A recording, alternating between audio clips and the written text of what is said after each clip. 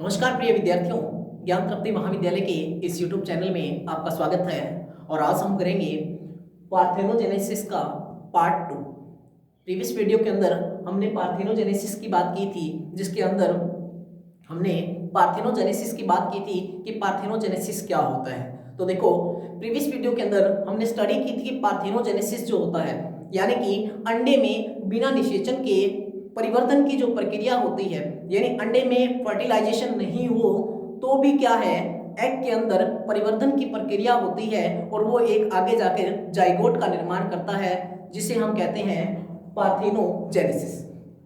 हमने बात की थी कि फर्टिलाइजेशन के अंदर क्या होता है, फर्टिलाइजेशन के अंदर में फीमेल गैमेट्स जो है वो सेकेंडरी oocyte होता है और मेल गैमेट्स जो होता है वो क्या होता है, स्पर्म होता है।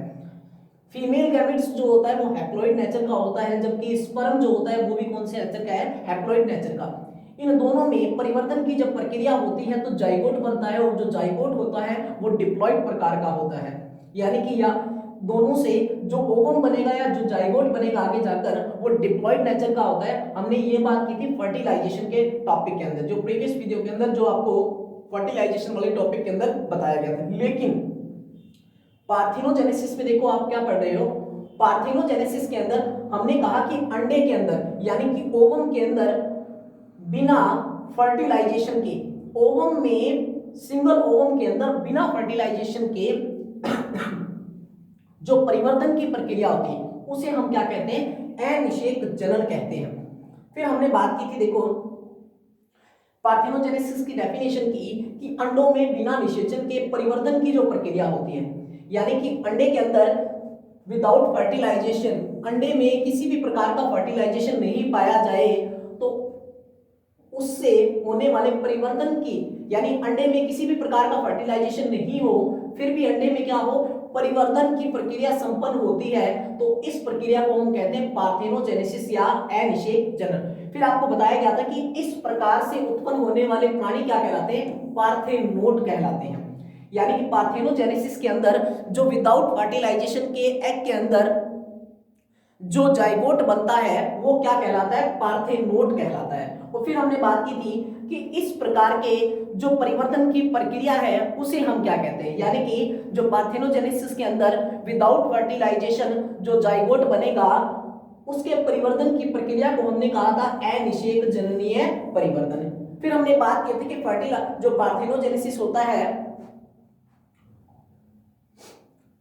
कहा किस किस में पाया जाता है। देखो, पार्थेनोजेनेसिस की प्रक्रिया आमतौर पर किस में पाई जाती है, प्लांट्स के अंदर पाई जाती है, यानी कि ज्यादातर पार्थेनोजेनेसिस की प्रक्रिया प्लांट्स में पाई जाती है। लेकिन फिर भी क्या होता है, कुछ कीट समूह के कुछ गणों में भी क्या है, इस प्रकार की प्रक्रिया पाई जाती है, जिसमें हाइमेनोप्टेरा, कोलियोप्टेरा, लेपिडोप्टेरा, निमेटोड्स और इकाइनोडर्म्स एवं रोटिफर्स आते हैं। फिर हमने बात की थी कि ये एक सेकेंडरी oocyte है जिसको चारों तरफ से कोरोना रेडिएटा की सेल्स घेरे रहती हैं और इसके चारों तरफ क्या होते हैं, स्पर्म होते हैं। मैंने आपको बताया कि सेकेंडरी oocyte को विदाउट स्पर्म के फर्टिलाइजेशन किया जाए, यानी विदाउट स्पर्म के फर्टिलाइजेशन नहीं हो, स्पर्म नहीं हो, फर्टिलाइजेशन नहीं होगा एग, क्योंकि सेकेंडरी oocyte और स्पर्म का जब तक आपस में अटैचमेंट नहीं होगा तब तक इनके अंदर फर्टिलाइजेशन नहीं होगा। और बिना फर्टिलाइजेशन के जो जाइगोट बनता है, यानी बिना फर्टिलाइजेशन के जो जाइगोट बनेगा अर्थात सेकेंडरी oocyte में परिवर्तन जो होगा वो क्या होगा, वो यहाँ पे पार्थेनोजेनेसिस की प्रक्रिया कहलाएगी। फिर हमने बात की थी पार्थेनोजेनेसिस दो प्रकार का होता है, एक होता है आर्टिफिशियल और एक होता है नेचुरल। अगर बात की जाए आर्टिफिशियल की तो देखो, इस प्रकार के पार्थेनोजेनेसिस की प्रक्रिया में अंडे को, एग को कृत्रिम रूप से बिना शुक्राणु के उत्प्रेरित करके परिवर्तित किया जाता है, जिसके अंदर एग्जाम्पल हमने लिया था समुद्री अर्चिन, स्टारफिश, एनेलिड्स और मेंढक का जो एग होता है, इसमें आर्टिफिशियल पार्थेनोजेनेसिस पाया जाता है। मैंने आपको एक बात और बताई थी कि आर्टिफिशियल जो पार्थेनोजेनेसिस होता है,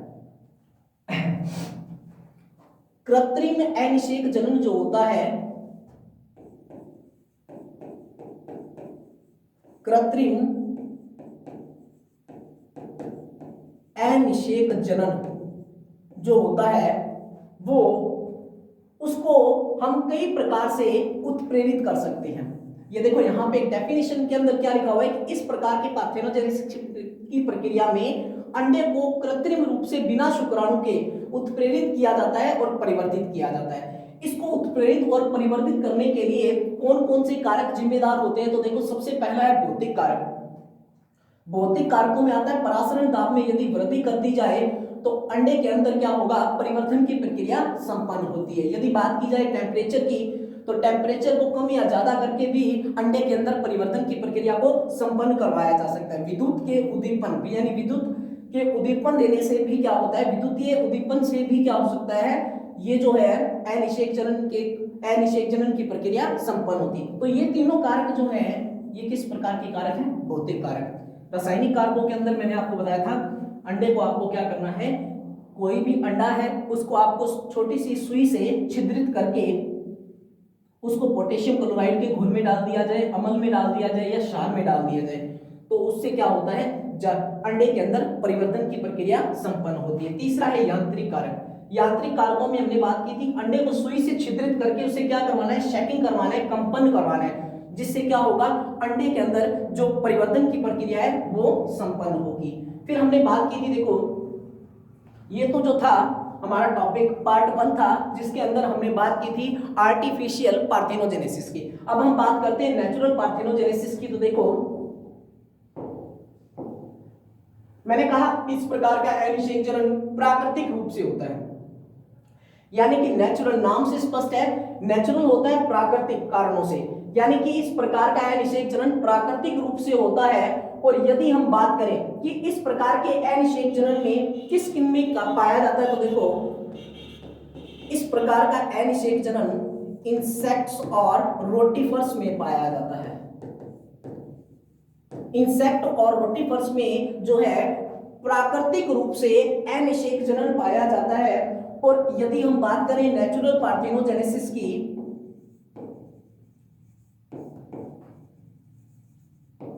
तो देखो नेचुरल पार्थेनोजेनेसिस जो होता है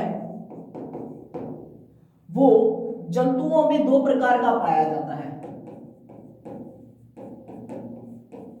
जंतुओं में दो प्रकार का नेचुरल पार्थेनोजेनेसिस पाया जाता है, जिसमें पहला होता है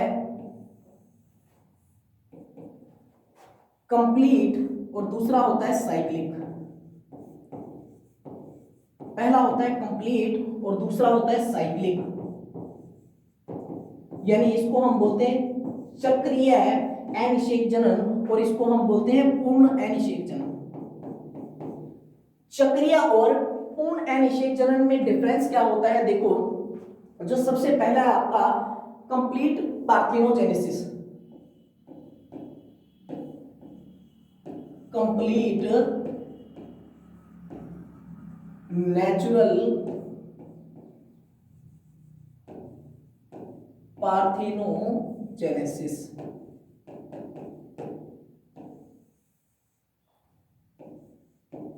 देखो क्या होता है कंप्लीट नेचुरल पार्थेनोजेनेसिस।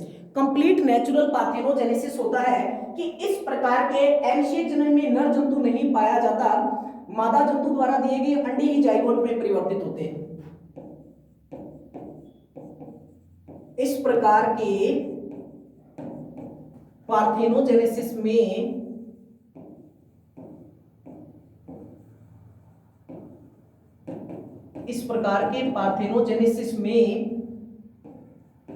नर जंतु नहीं पाया जाता। इस प्रकार के पार्थेनोजेनेसिस में नर जंतु नहीं पाया जाता है एवं मादा जंतु द्वारा दिए गए अंडे, मादा जंतु द्वारा दिए गए अंडे ही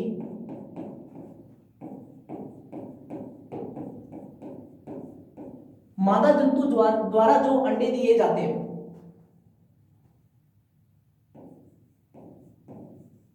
जाइगोट में परिवर्तित होते हैं।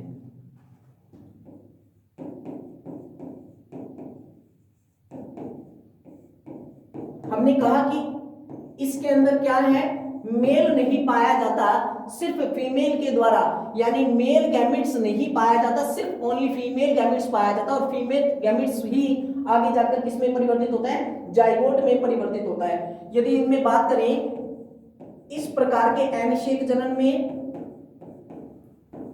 इस प्रकार के अनिषेक जनन में आनुवांशिक पदार्थ का विनिमय नहीं होता है।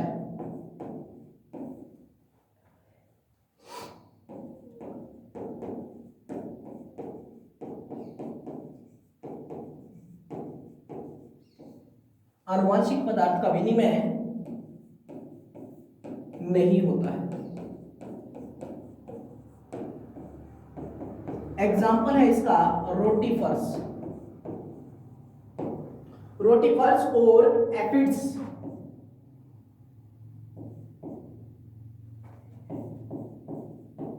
रोटीफर्स और एफिड्स के अंदर क्या पाया जाता है, कंप्लीट प्रकार का पार्थेनोजेनेसिस पाया जाता है। फिर यदि हम बात करते हैं, देखो हमने बात की कंप्लीट नेचुरल पार्थेनोजेनेसिस की, तो अब हम बात करेंगे यहां पे दूसरे की, जिसको हम कहते हैं cyclic parthenogenesis.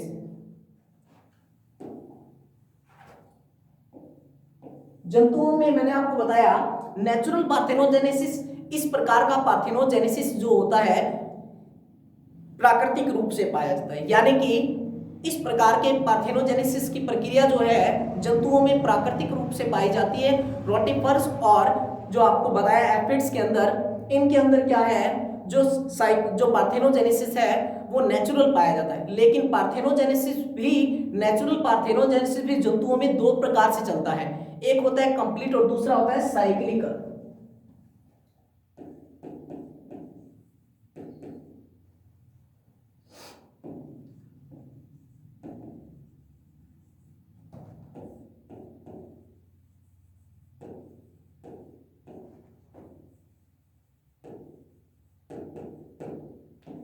Cyclic natural parthenogenesis, इस प्रकार के पार्थेनोजेनेसिस में, यानी कि इस प्रकार के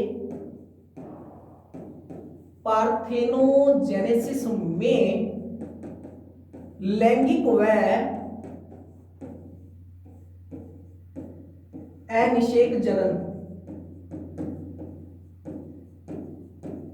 लैंगिक व अनिषेक जनन, यानी कि इस प्रकार का जो पार्थेनोजेनेसिस होता है इसमें लैंगिक और अनिषेक जनन प्रावस्थाएं एकांतर क्रम में चलती हैं।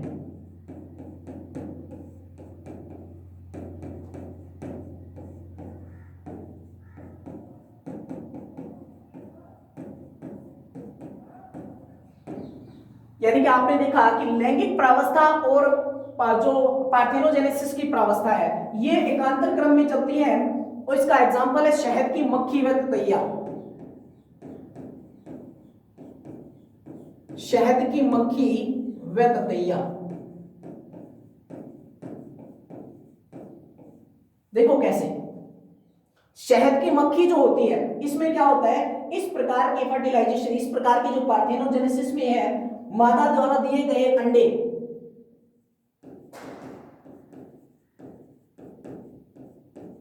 इस प्रकार के अनिषेक जनन में मादा जंतु द्वारा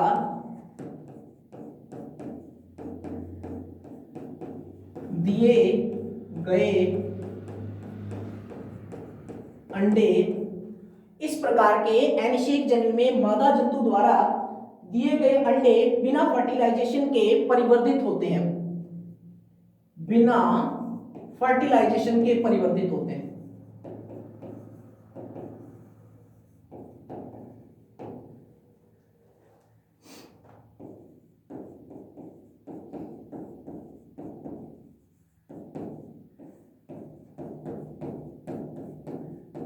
एवं नर प्राणी का निर्माण करते हैं।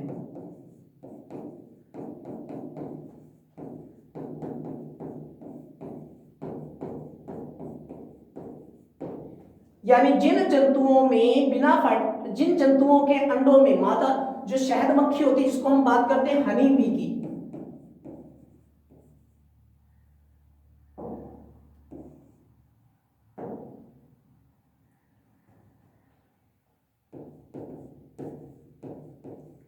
शहद की जो मक्खी होती है वो क्या करती है, जो अंडे देती है, उन अंडों में, जिन अंडों में फर्टिलाइजेशन नहीं होता है वो नर प्राणी का निर्माण करते हैं, और जिन अंडों में फर्टिलाइजेशन की प्रक्रिया होती है एवं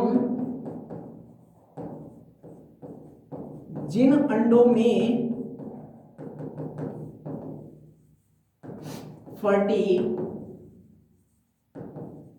फर्टिलाइजेशन की प्रक्रिया, जिन अंडों में फर्टिलाइजेशन की प्रक्रिया संपन्न होती है उनसे मादा प्राणियों का निर्माण होता है।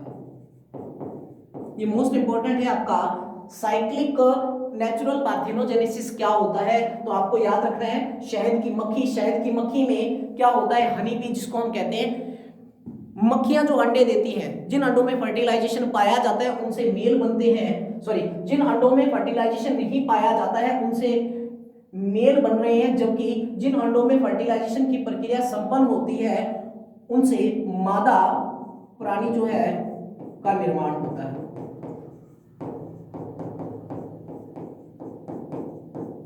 तो आपको दो प्रकार के जो पार्थेनोजेनेसिस, नेचुरल पार्थेनोजेनेसिस जो है वो दो प्रकार का मिला, एक तो कंप्लीट और दूसरा साइक्लिक। कंप्लीट के अंदर हमने देखा कि जो इसमें कंप्लीट प्रकार के पार्थेनोजेनेसिस के अंदर क्या होता है कि नर जंतु नहीं पाया जाता है, सिर्फ मादा जंतु पाया जाता है, और मादा जंतु जो अंडे देती है वही आगे जाकर किस में परिवर्तित होते हैं, जाइगोट में परिवर्तित होते हैं। उनके मध्य किसी भी प्रकार का जेनेटिक मटेरियल या आनुवंशिक पदार्थ का विनिमय नहीं होता है। साइक्लिक नेचुरल पार्थेनोजेनेसिस में हमने देखा कि इस प्रकार के पार्थेनोजेनेसिस की प्रक्रिया में लैंगिक प्रावस्था और एक अनिषेक जनन प्रावस्था, यानी सेक्सुअल कंडीशन और पार्थेनोजेनेसिस दोनों प्रावस्थाएं एकांतर क्रम में चलती है, मतलब एक के बाद एक। जैसे कि जो अंडे शहद की मक्खी के द्वारा यानी मधुमक्खी के द्वारा जो अंडे दिए जाएंगे, उन जिन अंडों में फर्टिलाइजेशन होगा वो तो फीमेल का निर्माण करेंगे, और जिन अंडों में फर्टिलाइजेशन नहीं होता वो किसका निर्माण करेंगे, नर प्राणी का निर्माण करते हैं। यदि हम बात करते हैं नेक्स्ट की, तो देखो नेक्स्ट के अंदर हम बात करते हैं कि जो नेचुरल पार्थेनोजेनेसिस होता है वो कितने प्रकार का होता है। तो देखो टाइप्स ऑफ नेचुरल पार्थेनोजेनेसिस। अभी आपने एक चीज पढ़ी क्या कि मधुमक्खी जो अपने अंडे देती है, जिन अंडों में फर्टिलाइजेशन होगा तो वो कौन सी प्रावस्था बनाएंगे, डिप्लॉइड प्रावस्था। क्योंकि मैंने आपको एक बात बताई थी कि मान लो एक एग है और ये है स्पर्म, स्पर्म के पास खुद का न्यूक्लियस होता है, जो ओवम है उसके पास भी खुद का न्यूक्लियस होता है, जो कि दोनों ही कौन सी अवस्था में होते हैं, हैप्लॉइड अवस्था में होते हैं। मान लो कि यहाँ पे फर्टिलाइजेशन क्यों आवश्यक है, देखो फर्टिलाइजेशन नहीं होगा तो उत्पन्न होने वाले जो प्राणी होते हैं वो अगुणित अवस्था वाले होते हैं, उनमें गुणसूत्रों की संख्या भी क्या होती है, हाफ ही होती है। तो देखो यदि एक एग के अंदर, ये मान लो एग ही है एक प्रकार का एग कह दो, सेकेंडरी oocyte कह दो, वैसे इसको सेकेंडरी oocyte ही माना जाता है, आप ये समझ लो एग है, अंडा है, अंडे के अंदर आप अंडे के पास क्या पहुंचते हैं, बहुत सारे स्पर्म पहुंचते हैं। हमें पता है एक स्पर्म ही एक अंडे को पेनिट्रेट करता है।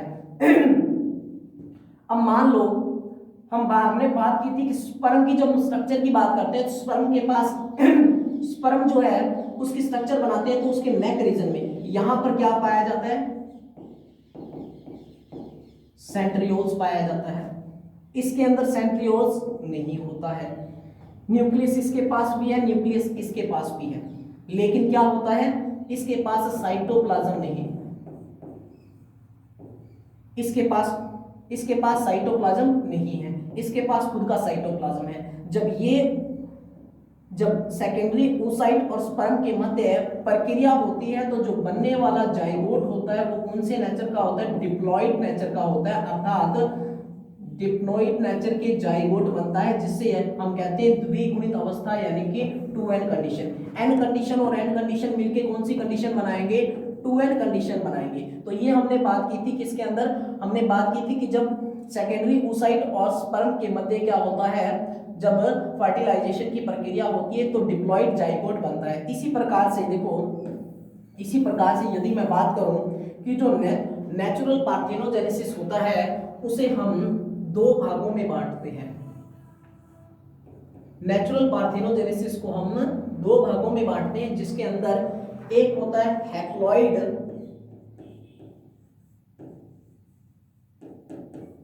हैप्लॉइड या फिर अरेनोटोकी, अरेनोटोकी पार्थेनोजेनेसिस,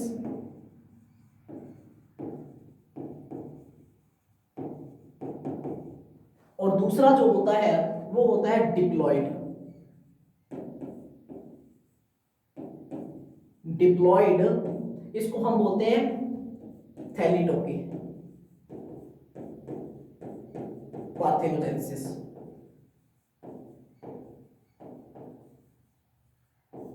देखो, हैप्लॉइड का मतलब होता है अगुणित, अगुणित प्राकृतिक अनिषेक जनन।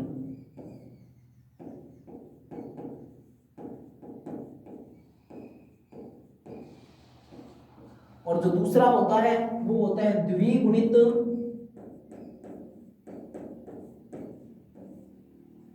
प्राकृतिक अनिषेक जनन।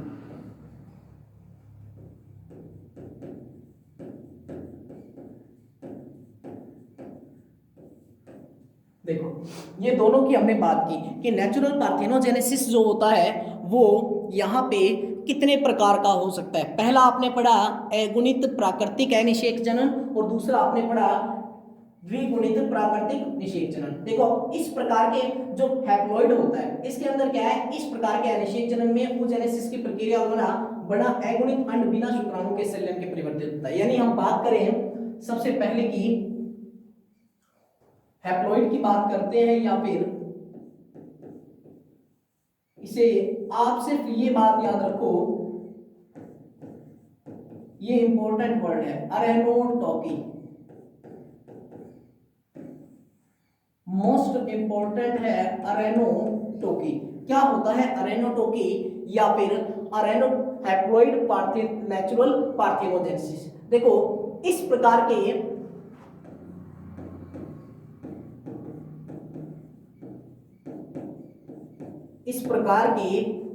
अनिषेक जनन की प्रक्रिया में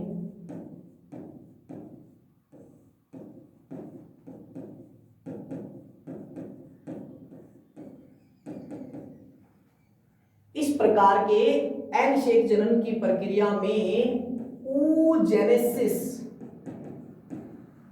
के द्वारा, इस प्रकार के अनिषेक जनन की प्रक्रिया में oogenesis की प्रक्रिया द्वारा, oogenesis के द्वारा बना अंडाणु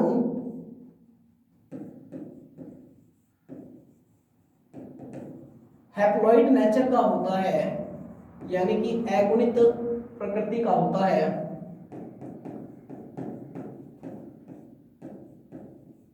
क्योंकि इस प्रकार के पार्थेनोजेनेसिस में, क्योंकि इस प्रकार के पार्थेनोजेनेसिस में नर प्राणी का कोई भी योगदान नहीं होता है।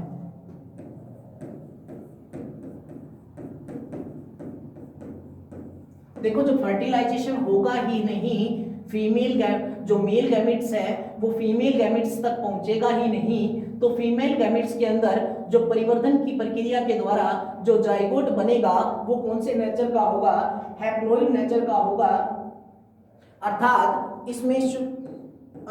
इस प्रकार के संलयन में, अर्थात इस प्रकार के अनिषेक जनन में, हम ये कहते हैं इस प्रकार के अनिषेक जनन में शुक्राणु का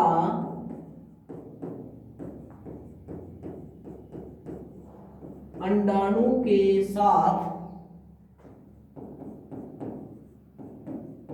संलयन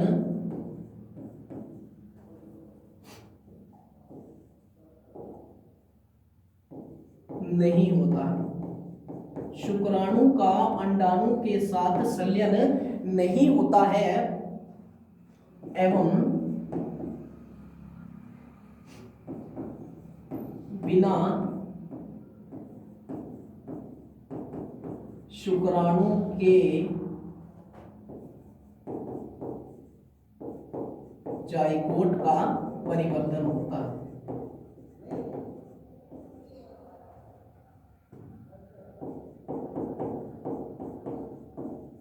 तो देखो हमने बात की कि जो हैप्लॉइड या अरेनोटोकी क्या होता है। अरेनोटोकी के अंदर यानी कि यदि हम कहें अरेनोटोकी जो है या फिर हैप्लॉइड पार्थेनोजेनेसिस, नेचुरल पार्थेनोजेनेसिस क्या होता है। इस प्रकार के पार्थेनोजेनेसिस की प्रक्रिया के द्वारा oogenesis यानी अंडजनन की प्रक्रिया के द्वारा बना अंडाणु हैप्लॉइड नेचर का होता है, क्योंकि इस प्रकार के पार्थेनोजेनेसिस में नर प्राणी का कोई भी योगदान नहीं होता, यानी कि शुक्राणु का अंडाणु के साथ किसी भी प्रकार का संलयन नहीं होगा।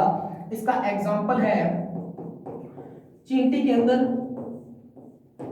मधुमक्खी के अंदर, जैसा कि मैंने आपको अभी प्रीवियस जो लेक्चर था उसके अंदर बताया कि मधुमक्खी के अंदर जो मेल और फीमेल है, मधुमक्खी के अंदर जिन अंडों में फर्टिलाइजेशन पाया जाएगा वो फीमेल बनाएंगी, जिन अंडों में फर्टिलाइजेशन नहीं होगा वो यहाँ पे क्या बनाएंगे, मेल बनाएंगे, यानी जिसको हम कहते हैं श्रमिक। ठीक है, तो देखो यहाँ पे मेल और फीमेल दोनों का अटैचमेंट किस प्रकार से हो रहा है। यदि फर्टिलाइजेशन होगा तो मादा बनेगी, नहीं होगा तो नर बनेगी। इसी प्रकार का जो फर्टिलाइजेशन है चींटी, मधुमक्खी और ततैये के अंदर पाया जाता है।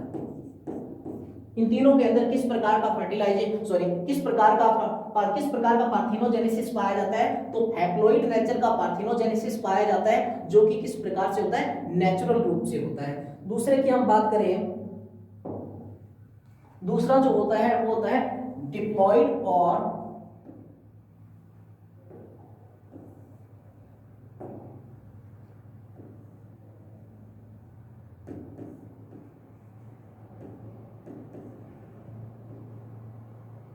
डिप्लॉइड या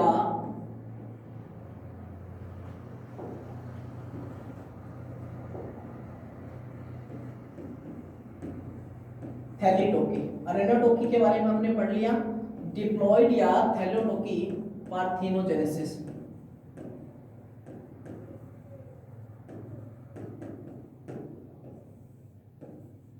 देखो डिप्लॉइड यानी कि इस प्रकार के अनिषेक जनन में बना जाइगोट में व्यस्क डिप्लॉइड अवस्था वाला होता है, यानी कि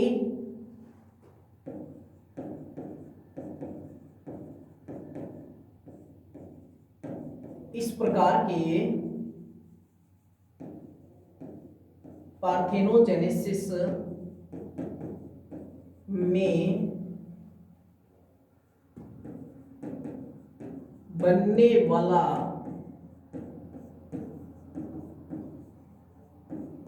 जाइगोट या वयस्क प्राणी द्विगुणित अवस्था वाला होता है।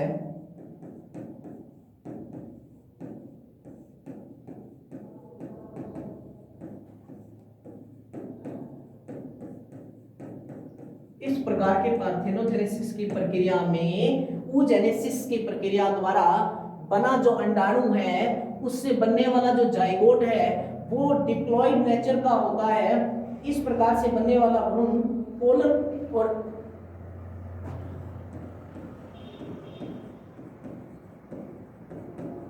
इस प्रकार के पार्थेनोजेनेसिस में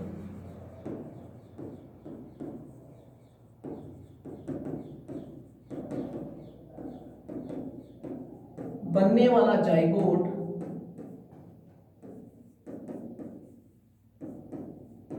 इस प्रकार के पार्थेनोजेनेसिस में बनने वाला जाइगोट ऑटो फर्टिलाइजेशन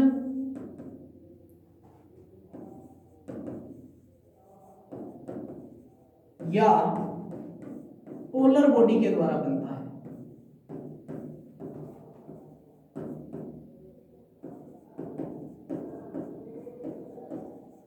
यानी कि देखो जाइगोट बनेगा वो डिप्लॉइड अवस्था वाला होगा, लेकिन क्या होगा, डिप्लॉइड अवस्था वाला जो जाइगोट होगा वो बनेगा कौन सी कंडीशन में, या तो ऑटो फर्टिलाइजेशन हो जाए या फिर जो oogenesis की प्रक्रिया के दौरान पोलर बॉडीज बनती है उनसे क्या होता है, डिप्लॉइड नेचर का जो है वो जाइगोट बनता है। निमेटोड्स इकाइनोडर्म्स के अंदर इस प्रकार का फर्टिलाइजेशन पाया जाता है। इकाइनोडर्मेटा संघ के प्राणियों में, इकाइनोडर्मेटा संघ के प्राणियों में इस प्रकार का जो है पार्थेनोजेनेसिस पाया जाता है। इसके अलावा नेमेटोडा संघ के प्राणियों में भी इस प्रकार का पार्थेनोजेनेसिस पाया जाता है। तो ये हमने बात की कि पार्थेनोजेनेसिस जो है वो क्या होता है और किस प्रकार से पार्थेनोजेनेसिस की प्रक्रिया संपन्न होती है। अब हम बात करते हैं कि जो पार्थेनोजेनेसिस है उससे क्या क्या लाभ होते हैं। तो देखो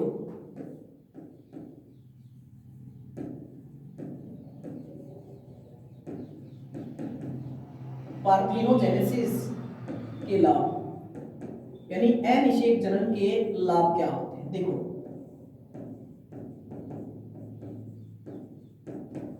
इस प्रकार के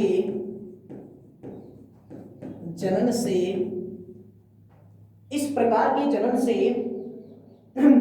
जंतु अपनी संतति में, जंतु अपनी संतति में वृद्धि करते हैं। पहला पॉइंट आपका क्या हुआ कि पार्थेनोजेनेसिस का पहला लाभ ये है कि यह एक ऐसी विधि है जिसके द्वारा जो एनिमल्स होते हैं वो अपनी संतति में वृद्धि करते हैं। दूसरा पॉइंट है अनिषेक द्वारा, यानी इस प्रकार के जनन द्वारा हानिकारक जीन्स के से भी क्या है बचा जा सकता है। इस प्रकार के जनन के माध्यम से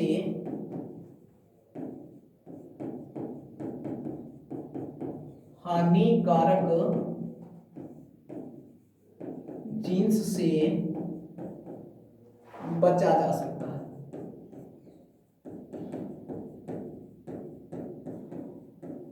यानी कि जो अनिषेक जनन होता है उसमें क्या है, उसमें हानिकारक जीन्स से क्या होती है, सुरक्षा हो जाती है। और यदि हम बात करें अनिषेक जनन की, तो अनिषेक जनन द्वारा बनी संतति पूर्णतः जनकों के समान होती है। इस प्रकार के जनन में प्राप्त होने वाली संतति पूर्णतः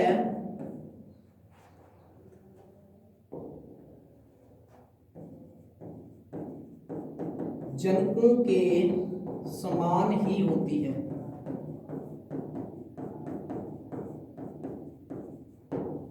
नेक्स्ट देखो, यानी कि इस प्रकार के जनन में प्राप्त होने वाली संतति जो होती है वो क्या होती है, पूर्णतः जनकों के समान ही होती है। फिर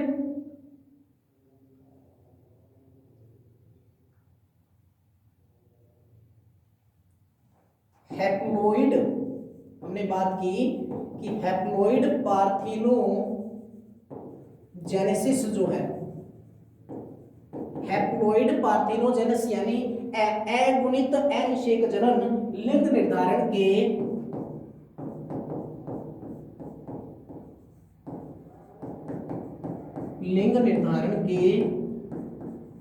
गुणसूत्रीय सिद्धांत को प्रमाणित करता है।